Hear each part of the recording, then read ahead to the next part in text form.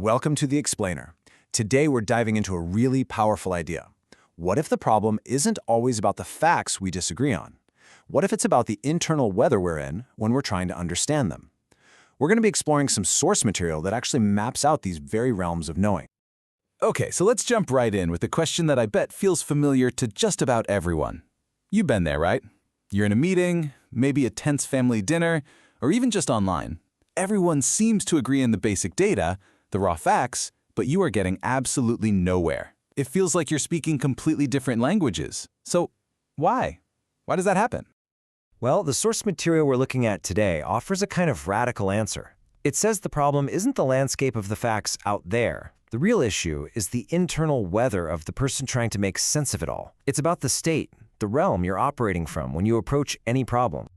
And this brings us to this really beautiful and honestly super practical framework called the realms of knowing. It uses this amazing metaphor of a lake, with its calm shorelines, its deep channels, its sudden storms, to map our different internal states of being and understanding. It's like a guide to our own mental weather. Now, what's so cool about this is how it fits in with other ideas. You might know about frameworks like Sineven, which are brilliant for mapping the terrain of a problem. Is it simple? Is it complicated? Is it complex? The realms of knowing doesn't get rid of that. Instead, it gives us this other complementary map, a map of the knower's inner weather. It asks, hey, are you trying to solve this problem from a place of calm, or are you smack in the middle of a hurricane? So let's start our journey at the edge of the lake, right where the water's clear and our footing feels the most secure. These are what we call the realms of stability, where knowledge feels solid and trustworthy. I just love that line. It introduces us to the very first realm, the shoreline. This is also called the grounded realm, and it's a place of real clarity, where cause and effect are simple and easy to see. So in this grounded realm, things just make sense. Routines work like they're supposed to, skills are easy to teach and repeat, and there's this general feeling of confidence, of low anxiety. It's the perfect spot to build trust and really lock in your learning. But, as the source points out, there's a danger here: complacency. You risk assuming the entire lake is this calm and this clear. Now, as we wade out a little from the shore, we get into the channels, which is also known as the layered realm. The water is definitely deeper here. It's more complex, but it's a kind of complexity we can navigate if we have the right tools. And this perfectly captures the world of the expert, right? We're talking spreadsheets, complex diagrams, detailed policy documents. In the layered realm, yeah, problems are complicated, but they feel solvable if you just do the analysis and trust the experts. You feel engaged, maybe your brain is working hard, but it all feels manageable. The key move here is to build solid infrastructure and rely on that expert analysis, without, of course, losing touch with what's actually happening on the ground. Okay, let's move out a bit further, to where the water gets way less predictable. We're leaving the mapped-out channels and entering the realms of pure possibility, where completely new things can start to happen. You can just feel the energy in that description. This is the confluence, the realm of emergent knowing. It's where all these different streams of thought and culture and experience, they all meet and mix and create something totally new. In this state, knowledge isn't something you have. It's more like a relationship you're in. It comes out of dialogue, out of trying new things, out of just watching new patterns take shape. The feeling here is all about curiosity, just feeling alive. You can't solve this water. The only smart thing to do is stay in conversation with it. Run some small, safe-to-fail experiments and just see what happens next. Now, from that creative swirl of the confluence, we can just drift right into the mist. This is the liminal realm, a place of transition where nothing is quite what it was or what it will be. The liminal realm is that really tender, kind of confusing state of being in between. You're not who you used to be, but you're not quite who you're going to be yet. And the thing is, this isn't a failure. It's an absolutely crucial phase of development.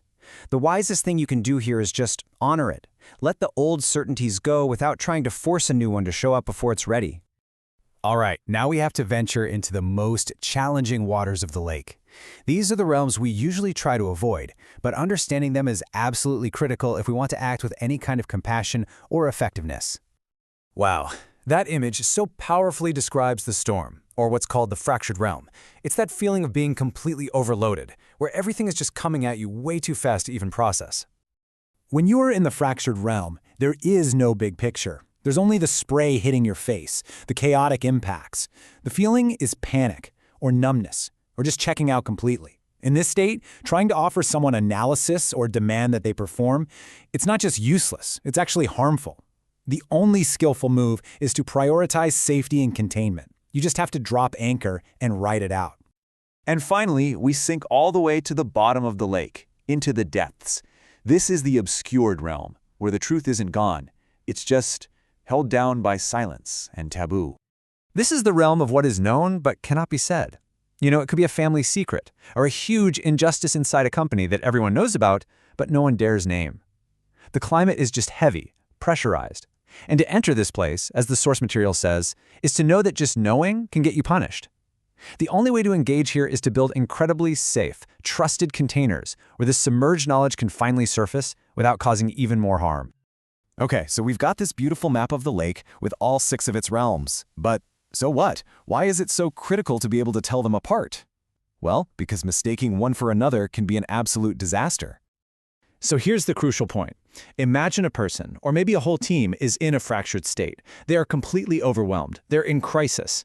And you, maybe as a leader or just a well-meaning friend, you come in with a grounded, shoreline solution, a checklist, a new procedure, a demand to just be rational about this. You're offering a procedure when what's needed is care. And to the person in the storm, this feels like a profound invalidation. It feels like gaslighting. And in that one moment, all trust is shattered. And this isn't just some abstract theory. This framework gives us a practical language for more compassionate, more effective action. For educators, think about it. It helps reframe a student's meltdown not as non-compliance, but as a shift into the fractured realm that requires safety, not punishment. For AI designers, it means building systems that can recognize when a user is distressed and offer containment, not another productivity tip. And for leaders, it's a gut check against making those cold, data-driven decisions that are going to land like a punch to a team that's already in a storm. Ultimately, the big takeaway here is that these realms aren't separate, neat little boxes. They're all part of the same lake, the same messy, beautiful human experience. We all move between them, sometimes in the course of a single conversation. The realms are just the weather of our knowing, as we navigate what we can and can't understand. And that leaves us with a really provocative final question to carry with us. In our next meeting, our next conversation, our next big decision, let's just pause and ask this.